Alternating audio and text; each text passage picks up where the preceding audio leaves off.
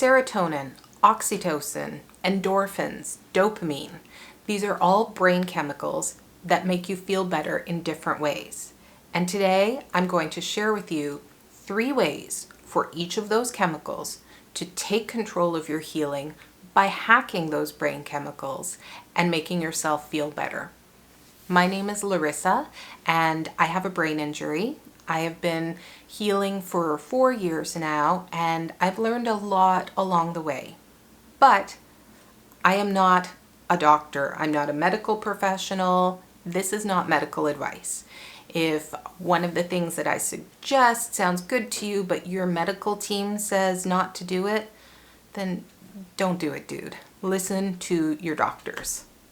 Let's jump in today with serotonin, the mood stabilizer.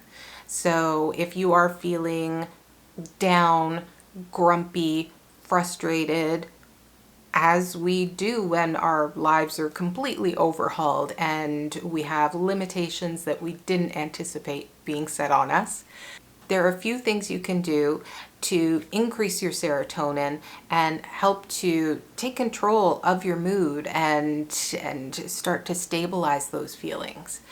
One of the things is walking in nature. And if you are not able to go out for a hike, that's okay. Nature can be your backyard. Nature can be the local park. If you can walk, great. If all you can do is sit on a park bench and soak up some vitamin D, that's okay. That counts. For all of these tips, make them work for you. Meditation can help with serotonin also, and click the link and you can check out an entire video on how to start meditating and how to make meditating a little more accessible. And I didn't want to meditate. My medical team told me to, and it was really hard at the beginning. And I found some free resources that really made it easy to get into. It started with 10-minute guided meditations that were not cheesy or frankly weird. There's some weird stuff on the internet, but I found some great resources. The other thing is to take some deep breaths, and I like to hold my hand on my chest when I'm breathing deeply, because to your brain, this feels like a hug. Having your hand on your chest feels like a hug. That's how it's interpreted. And deep breathing will help with the serotonin and it will help to stabilize your mood. Next, we're going to talk about Elle Wood's favorite brain chemical, endorphins. If you know, you know.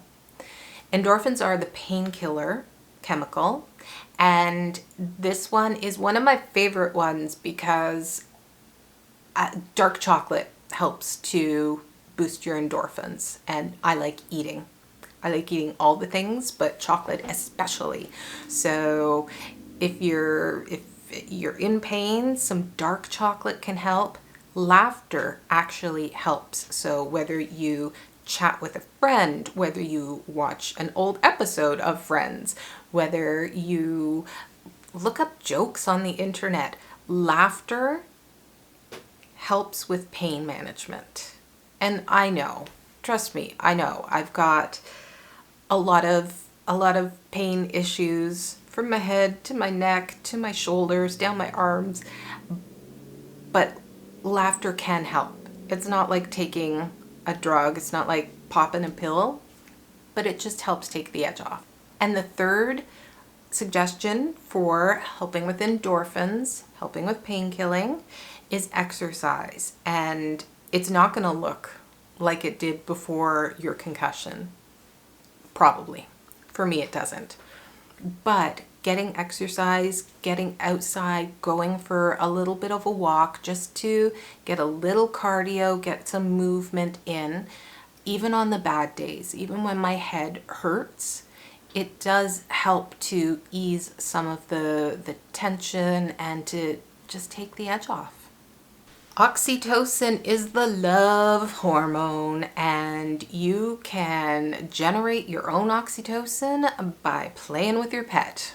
Seriously, if you have a cat or a dog or a hamster or whatever pet you love, playing with that pet and snuggling with your cat, snuggling with your puppy helps with oxytocin. And of course, I mean, hugging a loved one, but you know, who wants to hug their mom when you've got a puppy around? Giving a compliment is also a way to help with oxytocin. So it doesn't have to be someone you know. It can be a random stranger on the elevator. Tell them that you like their shoes. If you're out for a walk in the local park, tell somebody that you like their dog's leash. Giving a compliment doesn't only make the other person feel better. It helps you get a little boost of oxytocin.